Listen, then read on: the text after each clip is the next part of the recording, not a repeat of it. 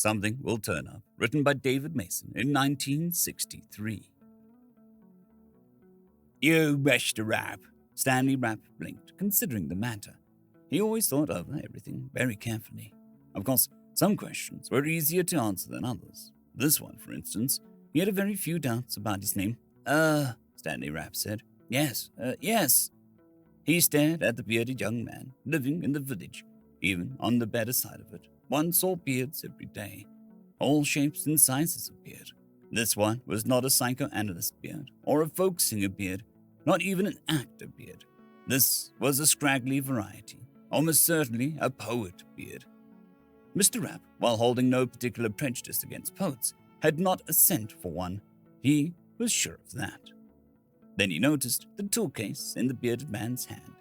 Lettered large, lighting service, TV, Hi-Fi.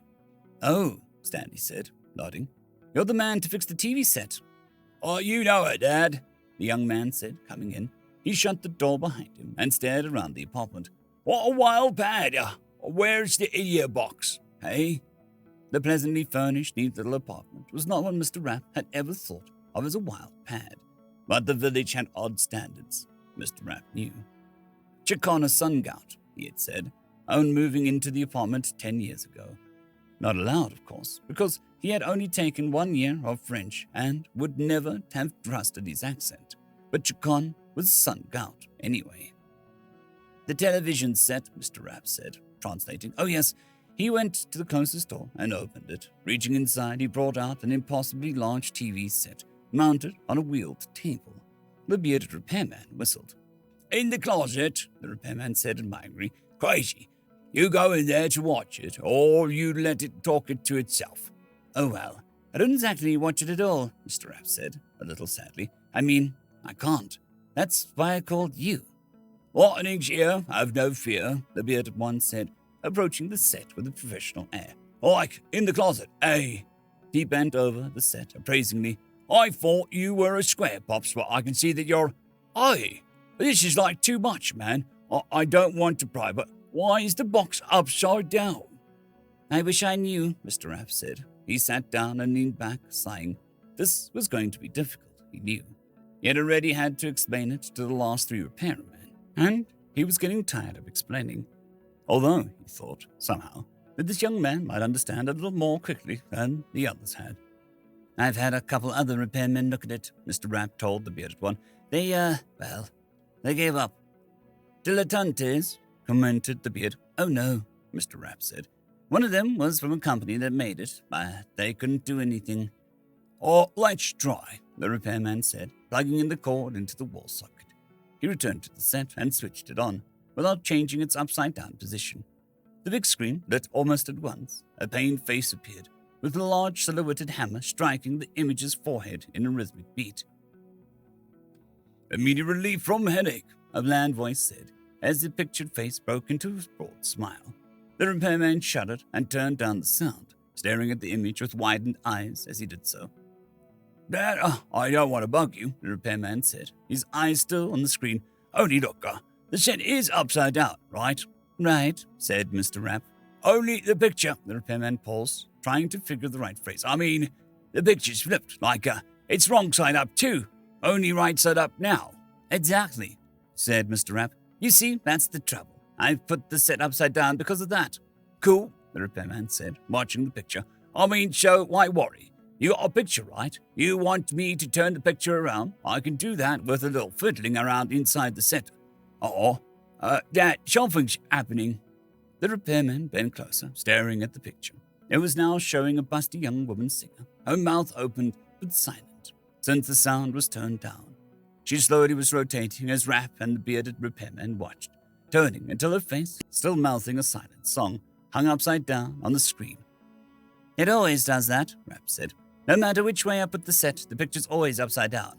No, man, the repairman said pleadingly. Look, I took a course. I mean, the best school, you dig. It don't work that way. It just can't. It does, though, Rapp pointed out. And that's what the other repair people said, too. They took it out and brought it back, and it still did it. Not when they had it in their shops, but the minute it came back here, the picture went upside down again. Wow, the repairman said, backing slowly away from the set. but watching it with the tense gaze of a man who expected trouble. After a minute, he moved towards it again and took hold of the cabinet sides, lifting. I don't want to put you down, Pops, he said, grunting. Only I gotta see this. Over she goes. He sat down again, right side up. The picture, still seeing his face, remained in a relatively upright position for another moment, and then slowly rolled over, upside down.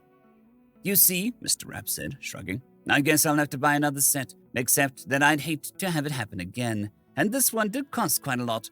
You couldn't trade it in either, the repairman agreed. Not to me, anyway. Suddenly, he snapped his fingers. Hey now, sideways? You mean on its side? Just for kicks, the repairman gripped the set. On the side. He set the cabinet down on the side and stepped back to regard the picture again.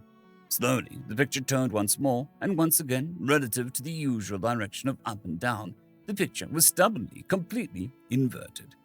It's on to that too, the repairman said, gloomily. He sat down on the floor and assumed a kind of yoga posture, peering between his legs. You could try it this way, Pops. I'm pretty stiff, Mr. Raff told him, shaking his head. Yeah, the repairman said, reinverting himself. For a long while he sat, holding his beard thoughtfully, a look of deep thought on his face. The reverse singer faded out, to give place to an earnestly grinning announcer who pointed emphatically to a large upside-down sign bearing the name of a product. Watching it this way could get to be a fad, the repairman said, at last, almost inaudibly. He fell silent again, and Mr. Rapp sadly began to realize that even this bearded and confident young man had apparently been stopped, like the others. The way I look at it, like, there's a place where signs hangs up, the bearded one spoke finally. Like, I don't want to put down my old guru and Second Avenue School of Electronics, he added solemnly.